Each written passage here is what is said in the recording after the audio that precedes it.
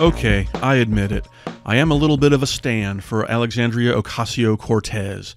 I mean, how can you not be at this point? Duh, you just like her because she's pretty and you're lonely. What? No. Maybe a little bit. But hey, I'd like her even if she was butt ugly. She took on the establishment and won. She's bringing democratic socialism to the kids. How can you not like that? I'm not that shallow, you know. I mean, take Tulsi Gabbard. She is one of the most beautiful women I have ever seen in my life. I don't think I've ever been so struck by a woman's effortless natural beauty before. But would I vote for her? Hell no. Weird ties to Vladimir Putin are kind of a deal breaker at this point. But hold on. I think I'm getting ahead of myself here. First, I need to talk about old people. Do you know any old people who get their news through Facebook or through some other thing on their phone? I do, and it's terrible. They feed themselves this constant stream of fake news, stuff that's specifically designed to rile them up.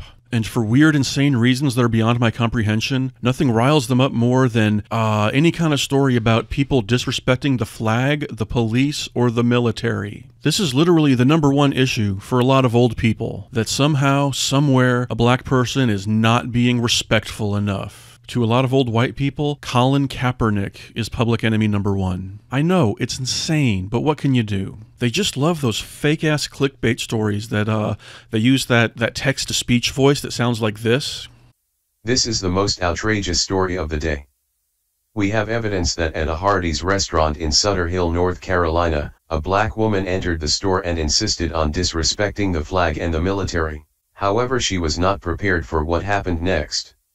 But hey, I'm not here to talk about fixing old people. You can't do it. However, a lot of people who are my age, they do the same thing. They just love to trigger themselves over and over again, usually over stuff that is no big deal. If you're a white Bernie bro edgelord, just the mention of the word like diversity becomes triggering to them. Like this completely innocuous article about how the Democratic Party, how the candidates are more diverse than ever. It's just being reported as a fact. As in, hey, this is a thing. This is a thing that's happening. But the minute you use the D word, diversity, some people just start whining about it. Yeah, why you gotta be talking about diversity? Stop putting that diversity in my face. I care about ideas. I don't care about diversity. Yeah, ideas are great and all. We all like bold, striking new ideas. But you know what? I'm gonna come out and say it. Ideas are sometimes overrated. This is what's wrong with these edgelords. They get hung up on the idea of ideas, when in reality, sometimes politics is more about fighting for your constituency. In 95% of all cases, we already know which ideas and which policies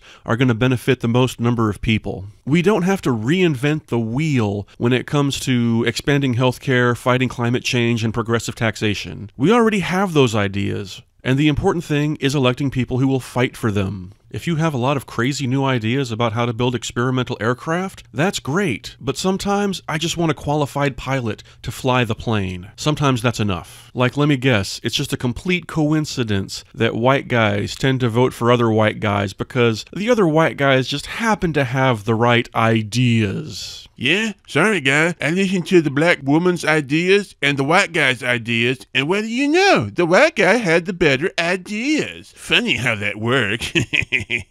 And what the hell is wrong with diversity anyway? Like, diversity in our politicians? That's a result. That's a desired result that we've been wanting in America for hundreds of years. Diversity is the evidence that what we've been doing is working. Fucking Teddy Roosevelt, like over 100 years ago, he started giving government positions to black people and Jews and women in an effort to increase diversity because he knew it was a good thing. So when I see you whining on Twitter about how the Democrats are too diverse, I say, why don't you shut the fuck up for a minute and think about it? Why don't you examine it? Maybe the fact that one political party in America is becoming much more diverse while the other is becoming less diverse and turning into a club for just old white guys? Like, maybe that means something. Maybe it's worth examining instead of just whining about. Whining because you've trained yourself to be triggered at the mention of diversity, just like the old person has trained themselves to be triggered by the sight of Colin Kaepernick.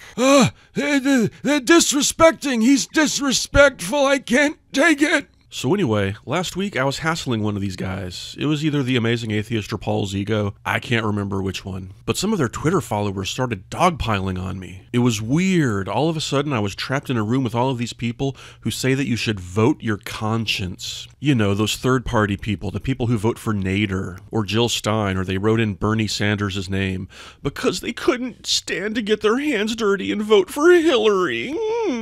These sorts of people honestly disgust me. And it's weird to have them circling around you like a bunch of gnats, saying that I'm part of the problem because I voted for the Democratic nominee. What? You're part of the problem. Some things in life are really simple, and voting is one of them. Here's what you do. In the primary, you vote for the most progressive candidate you possibly can. If they win, great. If they don't, then you vote for whoever does win the nomination in order to stop the Republican. Because if you don't, and the Republican wins, then you don't win anything. You lose. That's all you do is lose. You lose at least 4 years. You lose trillions of tax revenue overseas into Swiss bank accounts. You lose 2, possibly more Supreme Court justices. There's no winning there. I don't know how to put this in terms that the youth of today can understand. Like, you always take the kill in Fortnite or whatever? I don't know. Even the dumbest Republican crawling the earth understands this. You always vote for your side because then you win.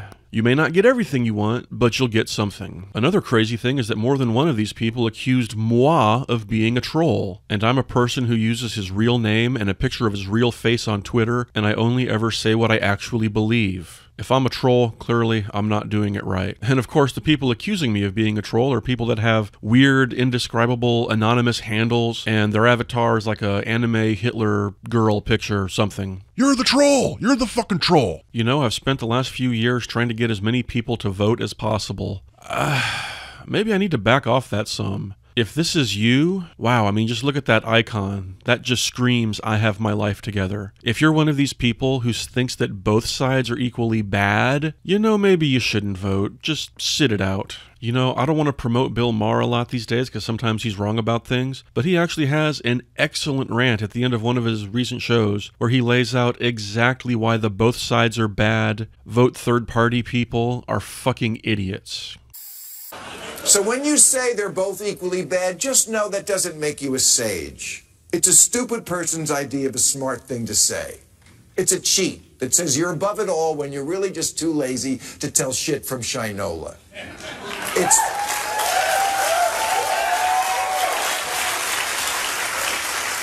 And it is the central fraudulent idea that allowed an outsider like Trump to get elected. It's one step up from I don't vote. It's like claiming that I don't read makes you smarter, and I don't shower makes you smell good. All right, that's our show. I'll be...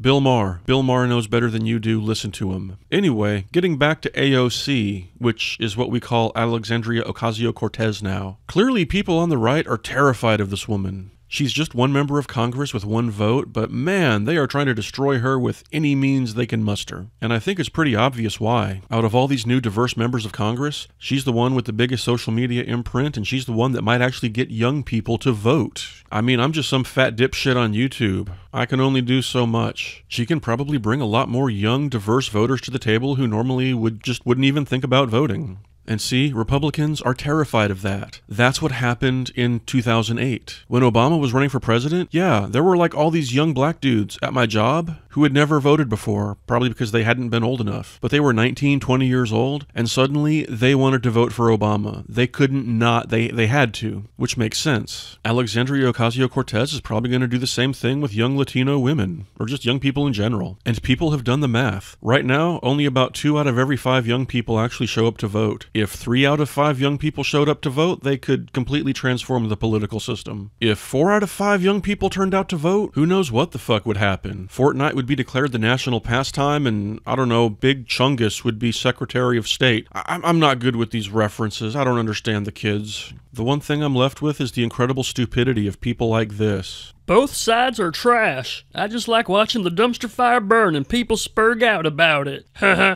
See, this is the weird thing. All these angry white guys, they're angry at diversity, angry that young Latino women are running for Congress and winning. They're angry because they don't have the political power that they feel they should have. So their solution is to not vote, while people like Cortez, while she gets more young Latino women to vote. So they're just giving up whatever political power they actually have. That's a bold strategy. Let's see if it pays off for them. It probably won't. Anyway, in 2020, you should fucking vote for whoever the Democrats nominate. Whether it's Kamala Harris, Elizabeth Warren, Beto O'Rourke, Joe Biden, Bernie Sanders, Pete Buttigieg, whichever of them wins, you should vote for. Because if you don't, then you're going to spend the rest of your life like this. And you'll deserve it. Alright, that's all from me. Automated thought, out!